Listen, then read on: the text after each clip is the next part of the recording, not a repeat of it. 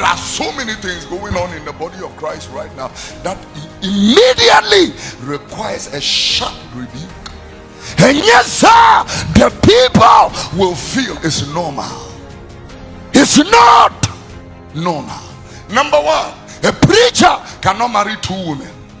Let this nonsense that have come into the body of Christ and the madness that have come into the body of Christ, for the preacher to stand in the pulpit and say that I have made a baby out of wedlock, what kind of nonsense is that? I'm telling you, that is not a church, that is a shrine. You are not a preacher, you are a witch doctor. You are an astrologer, a palm reader. You are a fetish. I said you are a fetish. I come here and I'm going to use the opportunity as a gatekeeper of this nation and as, a person having the mandate of corruption to tell you, you have no mandate on the pulpit.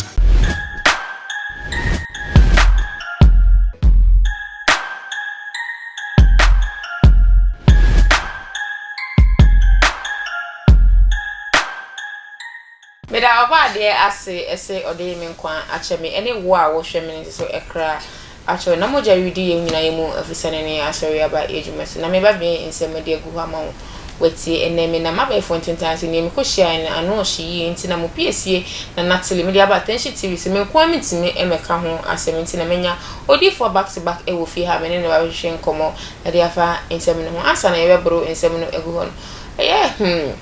also for on the social media software no je la course say ya bo se na ne body no na ses part ne nchenchen no epie na epepe afa ho ye also for do ani etie wutie kwa de yo betia ho no ne wo betie wa beka nsem bi e de a kire eye so for pani Kyiri Abosom mumi akwa no mi enkotie nsem na mra na ye ba odi for back to back so e be fire e de amame ne mo odin ye ba. There are so many things going on in the body of Christ right now that immediately requires a sharp rebuke. And yes, sir, the people will feel it's normal. It's not normal.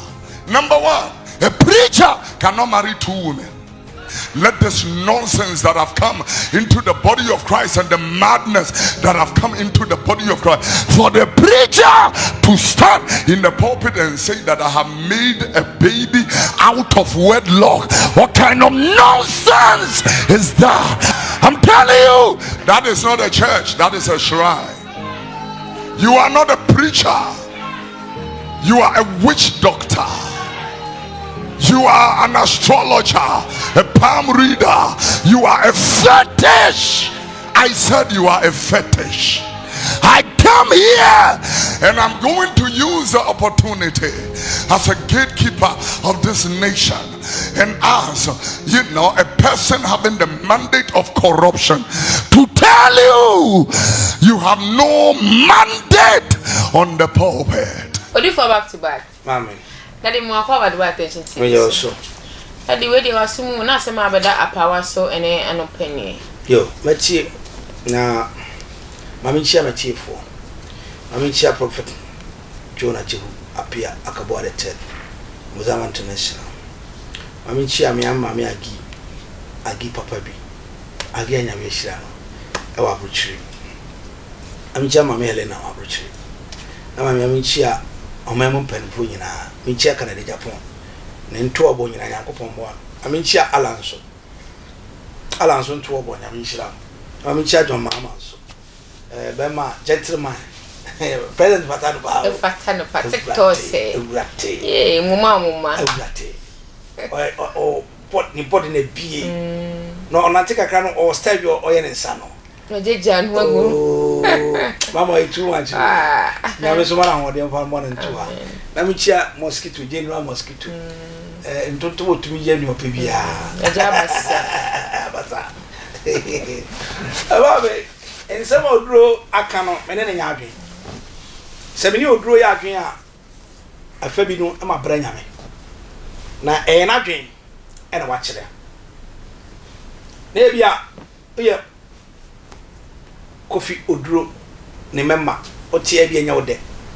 memfa won ya wo be fa asam no hwe Ghana makase Kumasi asofo Oduro sa achimini na santini ofiri Kumasi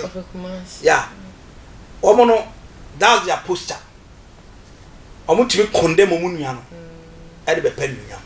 nti asofo sa omo nche no watofo aye nuonyam no Oduro pe Oduro mna bonte meka tenga na po nyina se apart from ne yere oni oba bi andada omra bontene o meka nche biase nyina so na yere kura tena ware na yere onfa na chida hwe nyame on so fo bitimi ka se media me 100% so be kona apetition ya wa hye ni Peters esi ni fridge mu no sempa ase nyina da bi esi fridge mu sa fridge na woni chamber mu okay nti wo wi apetition mimi susu so Oduro wi apetition o wi na da be keka kwase asem I quote momon kan me na me ka so one na kan asem o wi apetition na won wi apetition ka be ka kwase asem si Kyiri Abosom de no yere obi no support Kyiri Abosom say no yere but the genesis of the whole issue no Oduro to me say mo ye but ne pia bonti na obi a eka but to straight to condemn Kyiri Abosom no Oduro me susu owe apetition isusu ye wade bebre o ha ensem fatasek asofo ye but so obi ye na utumi gina so hwa de Judas Iscariot onyo no ye Yesu ma Judas but the do baby no otepongo so na ne timi do so pa e hange dua so onyame de no me to se wa be kuni bia be nya no me ni okoku ni fa no me ntie bia na Kyiri Abosom aye no ah oyonu na ekofesi ni no me the judgment but who china puppet so aso dem not to be kase Kyiri Abosom di ma yo anu aso dem any asore mane wo dia na sa opamu bi no asan opamu bi no ni bi mu da so o mfiri nyame bosom nyama no ye e ba chawo Oduro aka ne kakara minim se ne waye gbuna ni ti sa na na dwen so aye dia ye wade bi o ha wo kan wa hu wan kasa wo kan wi a wo kwa na to ne o tiribu ebu ni bua fo wade ase enti so Oduro pa kire me se wonim nyame to the extent asofo Ghana akura bi nim nyame nsen no mimi papa na me retire Oduro kura ntimi nkona nim nkoka san kwa ese mo nkire what do you say why word standard Yesu Kristo ka chese hwan na onye bone da mo fa bo ntumo no eye Kyiri Abosom no wa decide say ono ne ma do be ware na enye news Solomon na ne yiri yesen ne prophet say David na ne yiri yesen na ne prophet yesen ye da so wa David generation wa asase we so ye wo David ni generation wa asase we so ye wo Solomon ni generation wa asase we so hwa ye wade a friend ordinance marriage and a customer marriage ordinance ne ye court de eno na abrofo na gia tum ena ye nso fie de no tete no ya papa no ware mienu miensa omo hu boni bi ewo mo Muslim for ye bi Muslims so sabita frat omo so ware mienu miensa omo hu boni bi ewo ena Paul said one wife one man ye gidie no me constitution amanhye o ma so se me nya ware mienu ntum Oduro so bi ana constitution amanhye na so nya ware mienu ntum Kyiri Abosom bia ne constitution amanhye o de bu ni na so de e de ye na so de akọche Nyankopon no se obetima ware dodo ana wanya ho memes ana o de kọ wo Oduro o ya sapon ni se na Oduro no aye na won se o yesua tra ye wo ma wo na ka seti owusu bempa Reverend owusu be odbet ka seti no from nso oba na won ne tinu ware fi Reverend owusu bempa nsem enti me no me hu se wo ba popeto wi apetition aso aba adwini ni ho enti den na e fa se Bible say mo ba kam ho abom na mo be hihia mo ho abra no bra no enti so Oduro ka kire me se ontimi ko Kyiri Abosom ho en ko ka Kyiri Abosom mi ni abra me pese me hia na don't think so Oduro bet Kyiri Abosom ka se bia o avoid Oduro aya di obe receive no call because social media fan Oduro what you say obekwa ko hia no no ni no mo nyina eden atena so ominua ko yi ni ntai ba me mu na tai wa kire no so ominua aha wo ye enye aha wo ye nye na wa fro ba no so wa sisi o montem ba bia loopholes ni portals abede da bia no wa fere ena e Christianity ba wu gina o pop to make gina aha aka Kyiri Oduro so oye nyatwu oye fake odi for back to back pain so bi na fa jojo wakoma me no nso na jojo wakoma me no nso hwa nyame som no Ghana sofo bi ama na yetan ayetan ebi ni Oduro number 1 ono enti on your patch so oye innocent se Oduro bi de ni aba be kan Father innocent enyo na ka che kuma se ma se o me yeden aba kan bi acho odi kuma se fo ma atem no o wi akwa patch no enye bediko bi mum na yesa dabi asun bediko bi de no Oduro so be ka bi ya Oduro me se o wi apetition o boda mba no mu hu ye se wo so Oduro sa o ye man of God decent man of God wo be se Pentecost ni so for be gina be san kwasa de wi obatun safro se mi nuade na wo ye no how kwenye how you say ya ade bi ho bi betuma follow into it no nim na forces wo na wo nim papa frɛ na bo am ni jo gina na so dem no ye Kyiri Abosom me catch on nessa we a shrine se Kyiri Abosom ko see you court so me tell be a shrine wa obetimi aka wase but because of social media na ya mfa nyame asem mfa ma Kristofo ohoro ye mu ni echimi ya Oduro kwa de bi so obato collection kora na so dem enye Oduro no ko yi ma pant sha na so dem with this dressing ma entire womanhood no Oduro di form o na ko jina so dem chese on not brofo timi preach brofo and on time na so da nko si no way and so fanko UK no fanko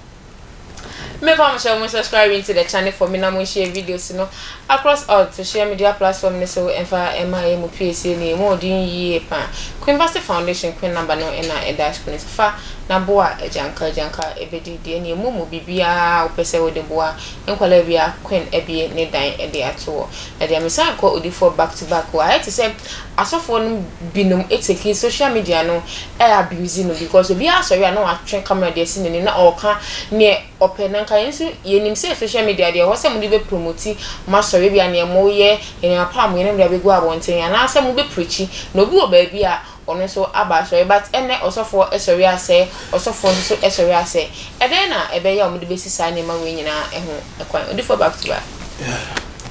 yeah Ghana sofo sabi bru sani o misi di man o sani asofo no bo atwaman no enye betel enye Kyiri Abosom kwa na ndi abato abon on ne sa ware yan wansam ne yeka sisi yeka sai asofo bi wo de twen misi di isi e bon asofo won ne begu ase dio mu sabi sani o musi wo bere aso ne man wo enye aso ne yemo yew omo to omo pa omo yom sisi mi srade ne ni nan kan fu aso jimi no mu jimi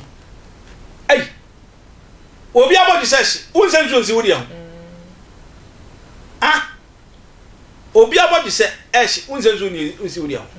ko bi fie na ko so enyo Oduro ya na koko reverend obofo asem not the patron oniso obofo asem o kan obofo be fie no obofo be di dinatem hello Mr. Man be a gentle no chaba na aferi reverend obofo dem Oduro ba akumienu na unso san kasa bi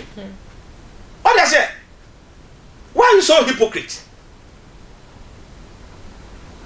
Sadi we sube de twaudi. Why you so hypocrite? And them because kuma say asofo bi agimi.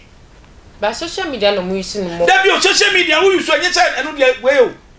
Eno che say ko jimi ho. Social media dem for promote Christo. Say no na me. Bro ni ba de ba si anyimi ho ho. Omo abuse no. Enti den e be ya abuse no e esube twa. E na me ka se Ghana mrenia.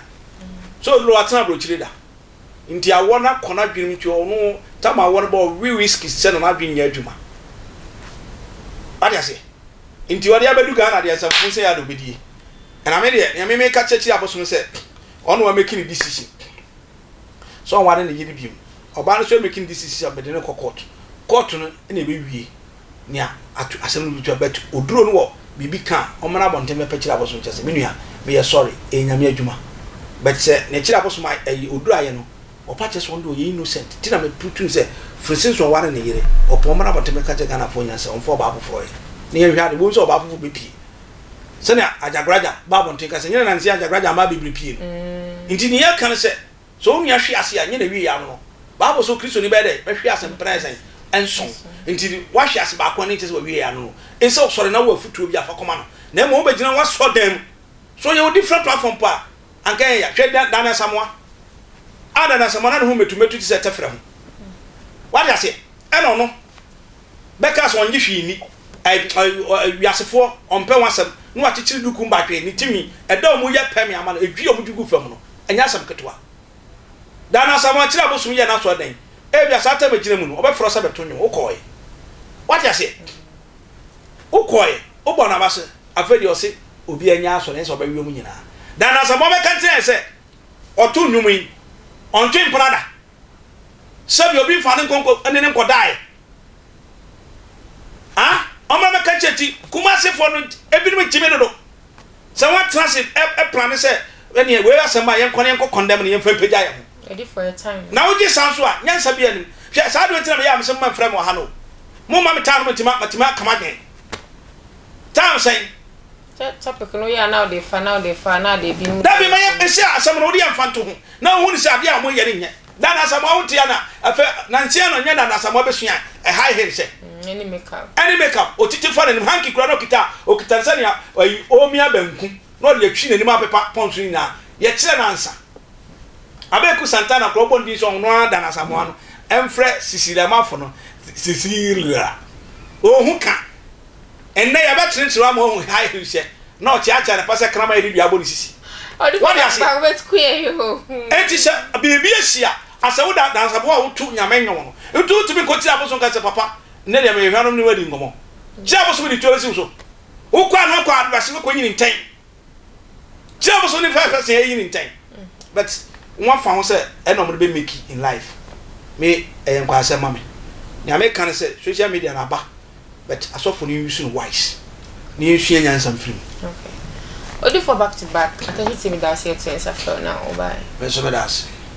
odi for back to back and then don't by year say before by was 20 say say koyo beda odi for he say ebi yemre nyame ayi ne edi na esiwa odi ne die intention prophet Eric Akosi entry that God's Revelation Ministry